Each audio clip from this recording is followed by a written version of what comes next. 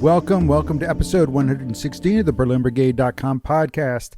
I'm David Guerra, former member Alpha Company, 6th Battalion, 502nd Infantry, Berlin Brigade. Welcome once again. I am your host for this episode and all episodes. So welcome again. I welcome you. Happy New Year, and I do hope your 2021 is off to a great start. It's certainly off to a unique start, that's for sure. So let's see if it gets better from here. We hope so. You know, we really truly do hope so. But hey, you know what? It can only get better. So we got to make the best. So it's not going to be a 2020, that's for sure. And so let's make it a great one. Let's make a 2021 a great one. And before we close the books on 2020, I definitely want to reach out and say, take a moment to thank everyone that's sending those Christmas cards this year. Greatly appreciated. Very awesome. Some of those cards were wow. Wow, wherever you found them, or if you made them, wow, you should be selling them if you're the one that made those. But if you found those, let me know where you found them, because man, some of those cards were awesome. So again, thank you once again, and let's see what next year brings, or not next year, this Christmas brings. And hey, FYI, at the time that I'm recording this, there are, just not to alert anybody, not to alarm anybody, not to get anybody panicky or anything, or no kicking up, no anxiety. But there's like 48 weeks till the Christmas season really truly kicks off. So just 48 weeks, just heads up. That's all I'm going to say. Einsteigen bitte. All right, let's get some administrative stuff out of the way, and then we'll dive into this episode's topic. Website's up to date, and again, thank you for everyone that's using the new registry form. Greatly appreciated.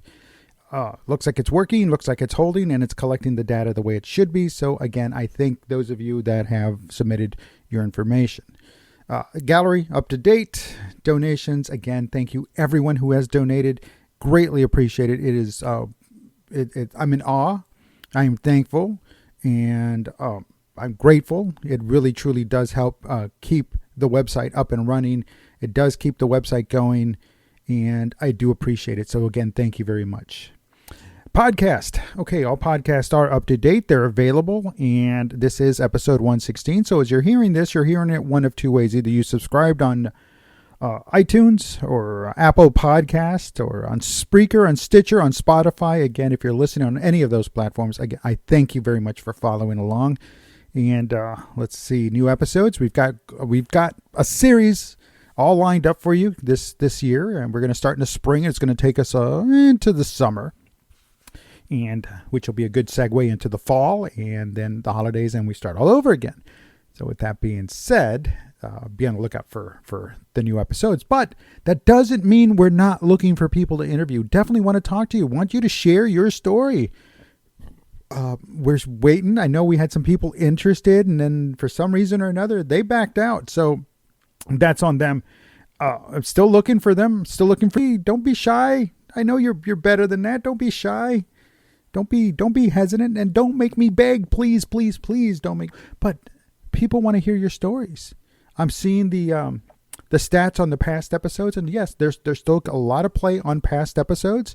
And with that being said, definitely want to have your story added onto it. So we still need more, and we still need to hear from you. So please drop me a note, dave@berlinbrigade.com, and we'll get things going, and we'll definitely do it. Let's see, Facebook live streams. We have not had one in 2021 yet, so you haven't missed anything. If you're following along there, if you're watching those live streams on Facebook or on YouTube, we have not done any yet. I am tentatively, as of when this post, it'll be next week.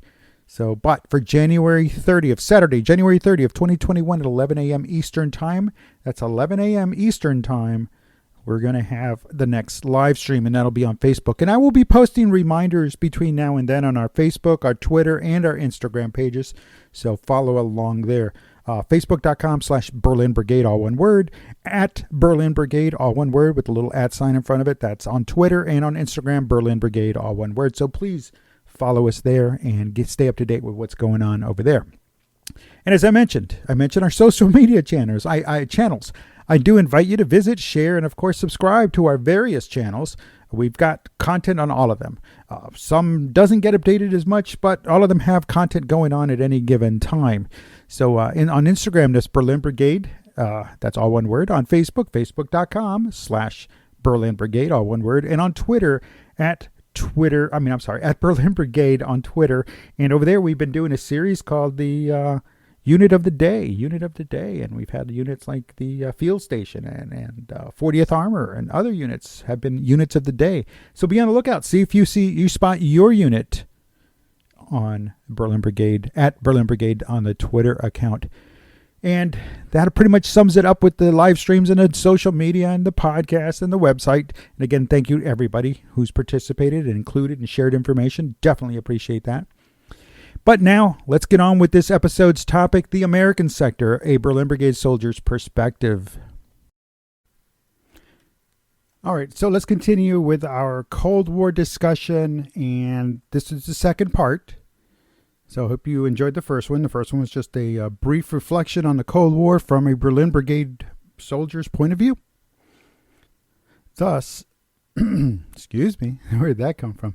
The next one, and we're going to talk about the American sector in West Berlin, the U.S. sector, and the American sector really is what we called it. We didn't really go all formal or anything, but that sector was the southwestern part of the city. Now the Soviets, they had the eastern part of the city, the eastern half of Berlin, so eventually it became East Berlin, the capital of the German Democratic Republic, and it was also where the Soviets based themselves at for all of their time in East Germany.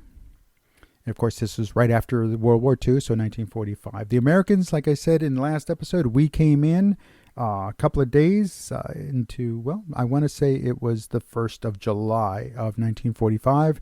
The Soviets had been in Berlin since May or April, right at the end, and so they were there for all of May, all of June, and then we came in and took our respective place in the city. And during that time, well, the Soviets did everything they could to pack the entire city up on trains and send it back to the east. So what was left over, well, wasn't really a lot. I mean, the people that were there, yes, the Berliners, but they were glad to see us. And if there's a book called A Woman in Berlin. It's written by Anonymous, and it's a woman in Berlin. That's really who wrote it. The title is Who Wrote It.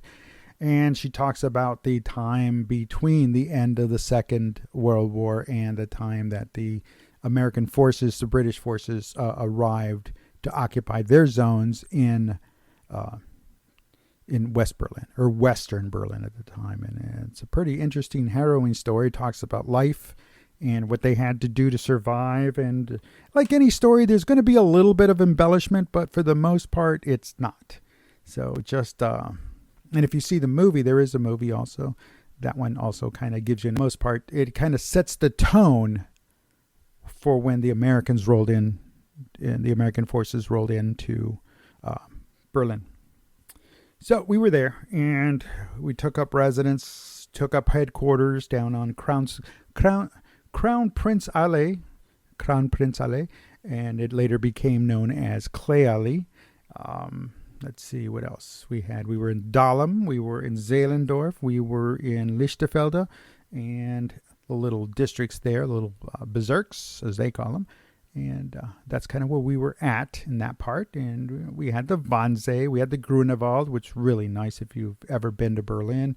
Or if you've never been to Berlin, you definitely need to make the Wannsee and the Grunewald on your to-do list, and put it early. Get it up there early, because you want to get that site in, because it's so big, so vast. You want to be able to get it in and go from there. So the American sector. What else did we have? We had Checkpoint Bravo. That was Dreilinden, and that was the checkpoint into the city. Checkpoint Alpha. There's a third checkpoint, and I'll get to that in a minute. But Checkpoint Alpha was in West Germany, or Western Germany, and in Helmstedt, and right there at the East German border, and that was Checkpoint Alpha. So that would be whether you were driving or taking the train, you had to go through that checkpoint. And you had to check in. You make sure you had your orders to go through, flag orders, a little document stating you are a member of the armed forces, and you are, You are to be allowed to pass through without any problem because you have been cleared through by the American forces and the Soviet occupation forces there in East Germany, and then you drive on through. And there's like a route you have to take. It's all pre-laid out. You get a little booklet. It has everything all laid out, and it should tell you how fast you should be going because you get stamped at the time you left. And if you're going too fast, well, you might get in trouble. You might get a ticket because if you get there too soon, and if you go too slow or fail to show up, then eventually somebody knows that they have to go looking for you. Maybe you had an accident, maybe you had a flat tire, or maybe the engine just gave out on you. And it has happened. It has been known to happen. There was even some accidents in the zone. And the things that happened after that, I'm not going to go into details, but in the zone, and that's what we call the corridor. Sorry about that. Accidents that may have happened in the corridor. And there we go. I apologize. And that is that path between Helmstedt and Berlin in the American corridor. Of the 3 corridors that are in and out of the city at that time. All right. So we get into Dreilinden, we get into checkpoint Bravo. Again, you check in, you turn in your documentation, you show them that, yes, you were cleared. This is the time you left. You made no issues, no problems. But if you, back then, and when I was there and prior, there were no cell phones. So and of course there were individuals that monitored up and down the road, military police that did monitor up and down the road. But if something did happen, you were expected to report it. And if it happened to you, you were expected to report it as well. And if somebody else you saw a vehicle had broken down, you can just make note of the mile marker or where it says on your book where you are, and just let somebody know. And that was your expectation, to let people know. Don't leave anybody stranded out there. Now, obviously, it was a great opportunity for the East Germans to jump in and start exerting their influence, flexing their muscle. And those that knew that no, you were only to talk to the Soviets or another allied personnel. The East Germans, we didn't recognize them at the time. So they kind of didn't exist. They were there in uniform, but they didn't exist to us because that's not who we had the agreements with. That's not who we had the understanding with. And the status of forces agreement in the corridor in Berlin, that was a little different than it was in West Germany. So again, it was one of those very unique situations. All right. So that being said, once you got into Berlin, you had pretty much everything. You had an American bank. I want to say it was American Distress, and then kind of like some other credit union. You also had, so we had American banking there. Stateside banking, we had that there, and it was kind of catch-22, but I don't want to get into that nonsense because it was weird.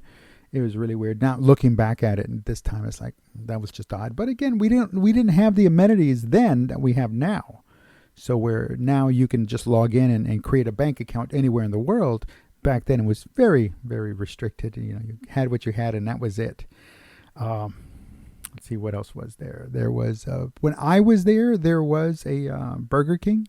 There was a McDonald's. Well, McDonald's were not American McDonald's. There was the German McDonald's, and that was the nice thing. And they still have it to this day, and I know this because the last time I was there, they still had them. And it's just one of the things. But at the McDonald's in Germany, they serve beer. You had your soda, you had your Coca-Cola, you had your Sprite, you had your Fanta. Always you got to have your Fanta. And, of course, beer. So it was the local beer. So that was pretty cool. And so that was on the menu board itself. Beer, and I'm going to say it was 1 D-mark. And we were using marks back then. We were not using euros. The euros came much later after we left. So we were using D-marks, Deutschmarks, and that was interesting. At the time I was there, it was like a 2-to-1.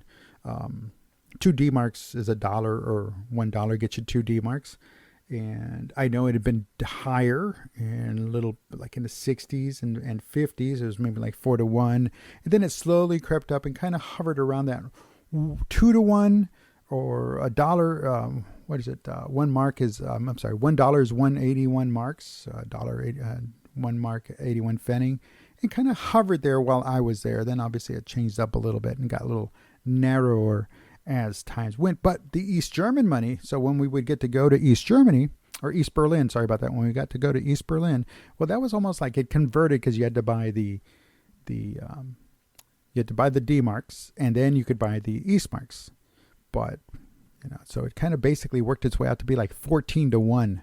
And that was made for some pretty interesting shopping, especially before the holidays. You went in there and, we cleaned up.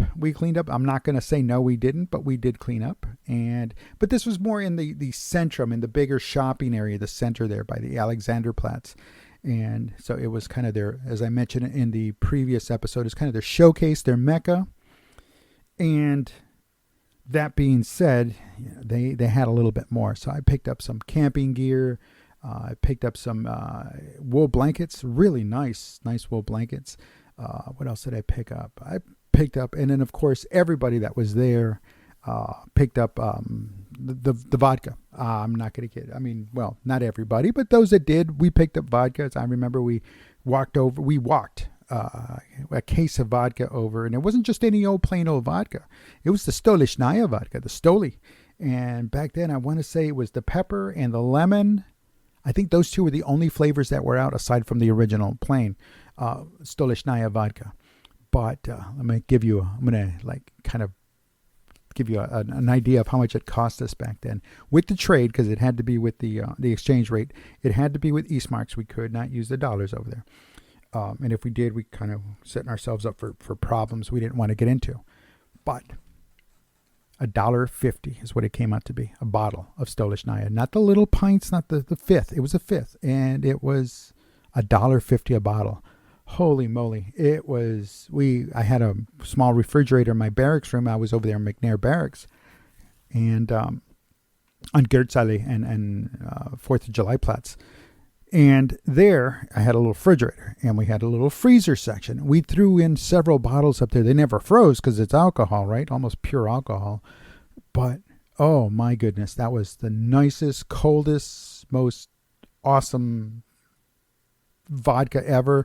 And come back to the States and you find it, and it's not $1.50 anymore. So you got to compensate for that. And usually we were not buying cases at that point. Went back again. When we went back to Berlin. Obviously, went back to East Berlin. Tried to find that little shop that we got the vodka for $1.50 across from the Moscow restaurant, and it wasn't there anymore.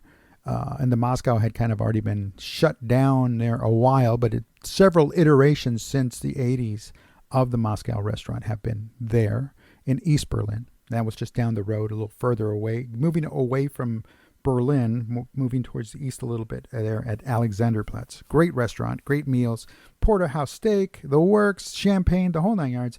I mean, it came out to nothing. And it was awesome. Anyway, let's go back to the American sector.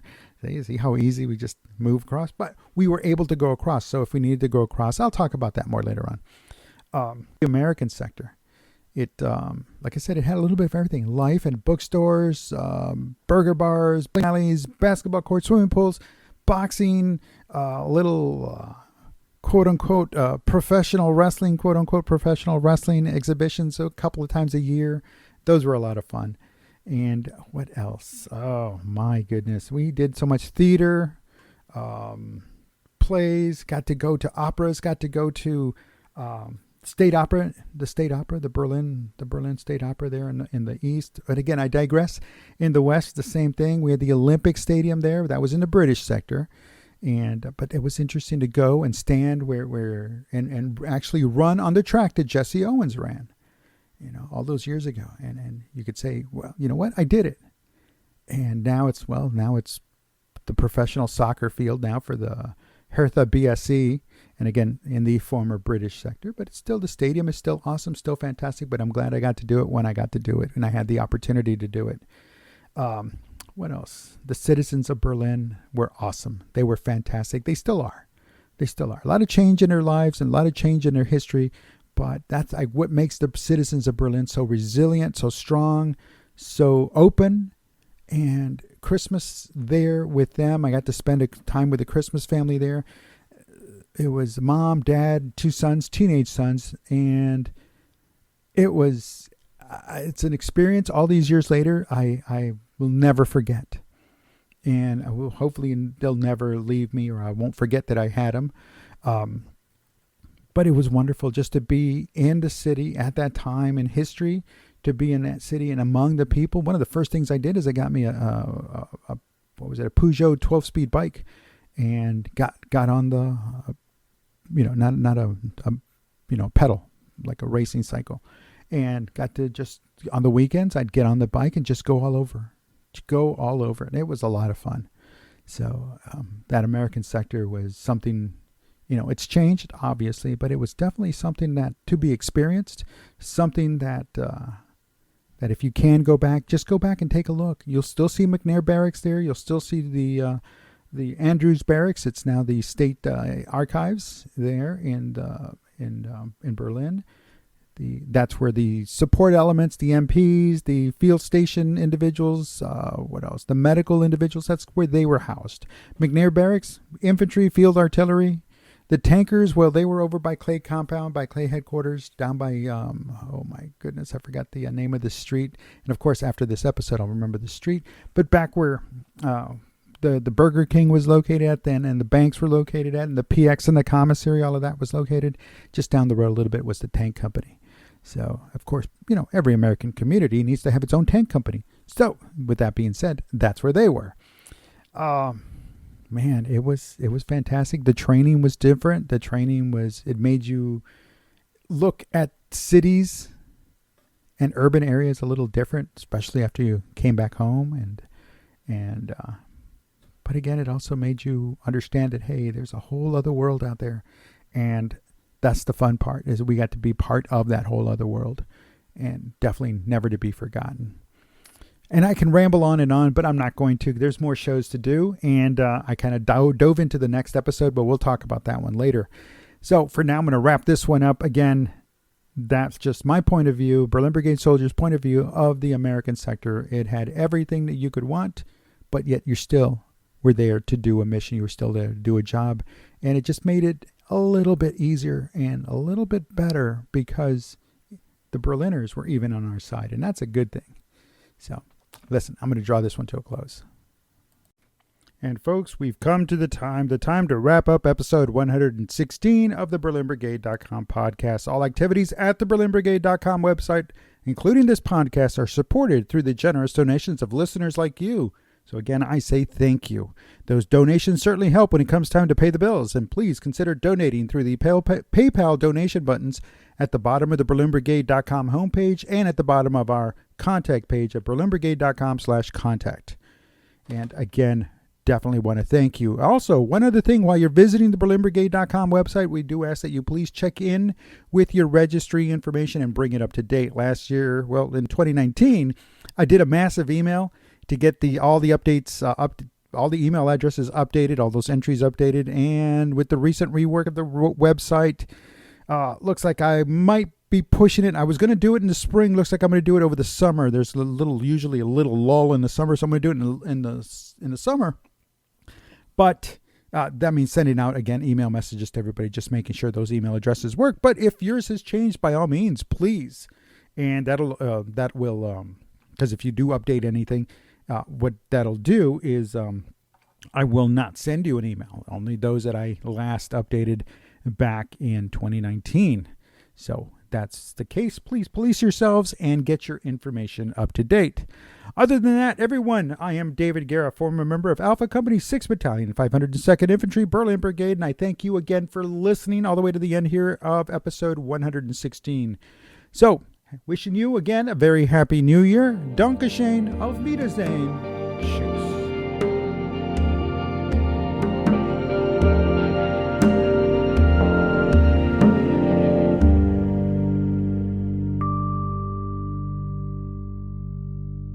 Endstation. Bitte alle aussteigen.